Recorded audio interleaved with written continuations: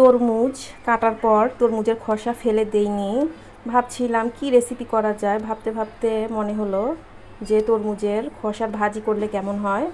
এই জন্য তরমুজের খোসাটা রেখে দিয়েছি ভাজি করার জন্য। আমি এই তরমুজের উপরের সবুজ অংশটা মোটা হয়, এই জন্য ছিলে ফেলে দিব। তরমুজের খোসার এই যে মোটা অংশটা, এটা আমি কেটে ফেলে দিব, কারণ এই মোটা অংশটা সেদ্ধ হয় না। তরমুজের খোসাগুলোর সব সবুজ অংশ এইভাবে কেটে ফেলে দিয়েছি।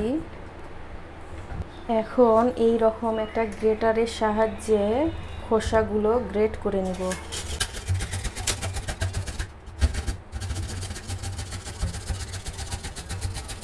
একটু গ্রেট করে নেওয়া হয়ে গেছে, আর দেখতেই পাচ্ছেন একটু কালো কালো হয়ে এসেছে, কষ ছাড়ছে।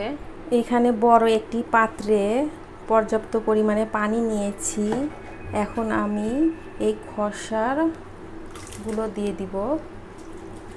এইভাবে 20 মিনিট পানিতে ভিজিয়ে রাখবো। ফিরে এলাম 20 মিনিট পর। এখন এগুলো যতটা সম্ভব এইভাবে পানি ছাড়িয়ে নিব। পানি ঝরিয়ে নেওয়ার পর এই রকম ছিদ্রযুক্ত একটি পাত্রে রেখে দিয়েছি। রান্না হওয়ার আগ পর্যন্ত পানি যতটুকু সম্ভব ঝরে যাবে। একটি পাত্র নিয়েছি, এখন এখানে পর্যাপ্ত পরিমাণে তেল দিয়ে দিব। তেলটা গরম হয়ে আসলে এখানে দিয়ে দিব পেঁয়াজ কুচি আর কয়েকটা কাঁচামরিচ কুচি।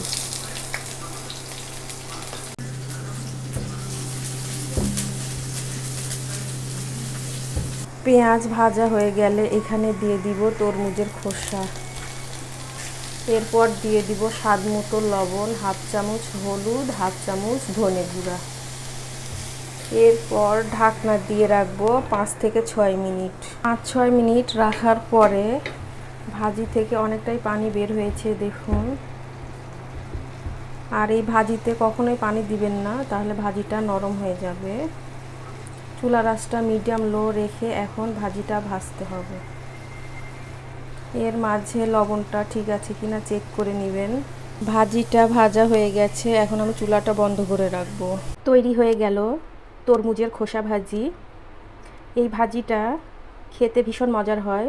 আপনারা বুঝতেই পারবেন না যে এটা কি ভাজি। মাঝে মধ্যে মনে হবে পেঁপে ভাজি অথবা চাল কুমড়া ভাজি। ভিডিওটি যদি ভালো লাগে প্লিজ চ্যানেলটি সাবস্ক্রাইব করে সঙ্গেই থাকবেন। আজ এ পর্যন্তই, সবাই ভালো থাকবেন। আল্লাহ হাফেজ।